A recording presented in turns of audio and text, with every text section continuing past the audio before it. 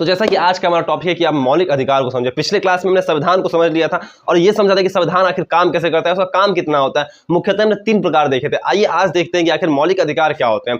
तो मैंने उस वाले वीडियो में भी बताया था, इस वाले वीडियो में बताने का प्रयास करता हूँ कि मौलिक अधिकार वैसे अधिकार होते हैं जो संविधान द्वारा ही सुरक्षित होते हैं, यानी संविधान ही उस नियमों की, उस अधिकारों की सुरक्षा करता है। जैसा कि आप अगर देखें तो कोई भी कानून बनता है तो कोई भी कानून सबसे पहले विधेयक बनता है, उसके बाद तब जाके राष्ट्रपति के पास जाता है। अगर राष्ट्रपति उस पर हस्ताक्षर कर देते हैं तो वो जाके कानून में परिवर्तित होता है। मगर मौलिक अधिकार में कोई छेड़छाड़ नहीं कर सकता है। संविधान को इतना अच्छा बनाया गया है कि कुछ ऐसे अधिकार दिए गए हैं जिसको सरकार भी हमसे चाहे तो छीन नहीं सकती है। आइए उन मौलिक अधिकारों की चर्चा करते हैं, समझते हैं कि कौन सा अधिकार किस प्रकार का होता है।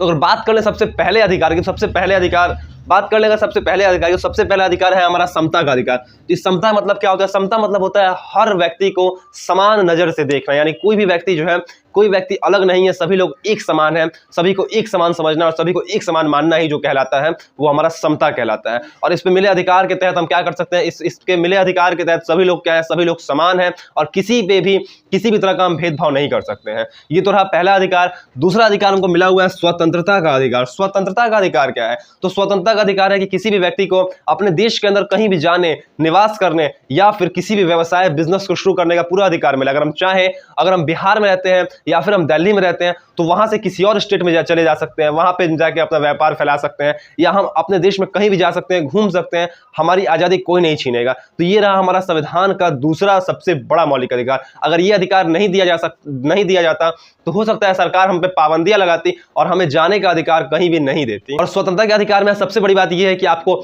व्यक्तिगत स्वतंत्रता की भी अधिकार मिली हुई है। इसमें क्या है कि आप भाषण दे सकते हैं, कहीं आप अपने बातों को अभिव्यक्त कर सकते हैं, या फिर हम कई समूह एक साथ इकट्ठा होकर कोई आंदोलन कर सकते हैं। ये सब हमें स्वतंत्रता के अधिकार में ही मिला है। मगर हाँ, ये शर्त होती है संविधान की कि अगर आप कोई भी काम करो, कोई भी आप आंदोलन करो, लेकिन उसमें होना क्या चाहिए? सबसे पहले जो है कोई भी काम संवैधानिक तरीके से ही होनी चाहिए, क्योंकि मौलिक अधिकार भी संविधान पे ही चलता है, तो स्वतंत्रता के अधिकार को भी संविधान पे ही चलना चाहिए। और तीसरा जो अधिकार है वो है हमारा शोषण के विरुद्ध अधिकार। अब शोषण होता है क्या? तो मेन टॉपिक हमारा ये है कि वर्ड बाय वर्ड अगर किसी चीज को समझते हैं तो काफी ज्यादा कॉन्सेप्ट क्या होते हैं, क्लियर हो जाते हैं। तो शोषण का मतलब क्या होता है? तो सबसे मेन टॉपिक यहाँ पे ये है कि शोषण का मतलब होता है क्या? शोषण का मतलब होता है किसी से कुछ काम करा लेना, उसके बदले में उसको पैसा नहीं देना या फिर कुछ भी चीज नहीं देना। यानी किसी से आप लाभ ले लिए और आप उसको लाभ नहीं दे रहे हो, यानी आप उससे क्या कर रहे हो? आप उससे बेईमानी कर रहे हो, उसी को शोषण कहा जाता है। तो उसके विरुद्ध भी हमें अधिकार मिला है। इसी के अंतर्गत क्या आता है? बाल श्रम। बाल श्रम का नाम तो सब लोग सुना होगा कि 18 वर्ष से कम उम्र के बच्चे अगर काम करते हैं तो वो बाल मजदूरी कर रहे हैं। अगर उनसे आवश्यकता से ज्यादा सामान, वजन उठवाया जा रहा है तो ये भी क्या है? ये भी उनके कहीं ना कहीं शोषण कराया जा रहा है। तो एक तरह से हम कह सकते हैं कि शोषण के विरुद्ध हमें ऐसे अधिकार मिले हैं कि हम क्या कर सकते हैं? तो शोषण के विरुद्ध ऐसे अधिकार मिले हुए हैं कि हम अपने शोषण का विरोध वहां जता सकते हैं और उसी के तहत हम जो है एक कंप्लेंट भी फाइल कर सकते हैं। और जो चौथा और सबसे बड़ा मौलिक अधिकार है वो है हमारा धार्मिक स्वतंत्रता का अधिकार। इसके तहत, धार्मिक स्वतंत्रता के अधिकार के तहत हमें ये मान्यता दी गई है, हमें ये अधिकार दिया गया है कि हम चाहें तो अपने धर्म को छोड़ के किसी अन्य धर्म को भी अपना सकते हैं। उसमें कोई गुनाही नहीं है, मगर हाँ, वो हमारी मर्जी से होना चाहिए। अगर कोई इंसान किसी के दबाव में जाके अगर अपना धर्म परिवर्तन करता है तो उसको तो गुनाह माना जाता है, लेकिन अगर कोई इंसान अपने मर्जी से अपना धर्म बदलते हैं तो वो संविधान की नज़र में कोई बड़ा गुनाह नहीं है। बाकी समाज के लोग तो वैसे भी बोलते हैं, और आप अच्छे काम करो तब भी बोलेंगे और बुरे काम करो तब भी आपको बोलेंगे। उस पर नहीं जाना है, हमें अपने अधिकार को समझना है। धार्मिक स्वतंत्रता उसे ही कहते हैं कि हम क्या कर सकते हैं? हम किसी भी धर्म को, अगर हमारे धर्म में हमें कुरीतियां दिख रही हैं, गलत चीज़ दिख रहे हैं, तो हम क्या कर सकते हैं? हम अपना कोई नया हम क्या कर सकते हैं?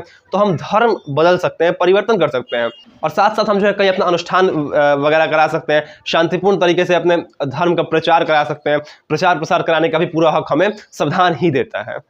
अब सांस्कृतिक और शैक्षिक अधिकार में क्या होता है? जो इसको मुख्यतः रखा गया है अल्पसंख्यकों के लिए, जिनकी संख्या कम है, वो अपने संस्कृति को बचाने के लिए उनको अधिकार मिला हुआ है और वो अपने शिक्षा को भी बचाने का प्रयास पूरी तरह से कर सकते हैं। अब वो चाहे, अगर जो अल्पसंख्यक है हमारे देश में, वो चाहे तो अपनी कुछ शैक्षिक संस्थाएं भी स्थापित कर सकते हैं ताकि उनकी संस्कृति बची रहे। इसलिए इस अधिकार को धार्मिक और शैक्षिक अधिकार कहा जाता है। और छठा और सबसे मजेदार जो टॉपिक है वो है हमारा संवैधानिक उपचार का अधिकार। अगर इसको आप गौर कीजिए तो नाम से ही पता चल रहा है संविधान के आप उपचार के लिए आपको अधिकार मिला होगा। यानी कहने का मतलब क्या? अगर आपको उपरोक्त 5 अधिकारों में से आपको लगता है कि हमारा उल्लंघन किया जा रहा है, हमें किसी अधिकार से वंचित किया जा रहा है, तो आप सीधा अपने न्यायालय में जाके उस पर एक पिटिशन फाइल कर सकते हैं और ये बता सकते हैं कि हमारा इस अधिकार का उल्लंघन किया गया है, और अपने मौलिक अधिकार को आप लागू करवा सकते हैं। मैं उम्मीद करता हूं कि आपको मौलिक अधिकार बहुत अच्छे से समझ में आया होगा। अगर कुछ और टॉपिक चाहिए तो आप कमेंट कर दीजिएगा, उसको मैं पूरी तरह से अच्छे से बताने का प्रयास करूंगा। बाकी फिर मिलते हैं।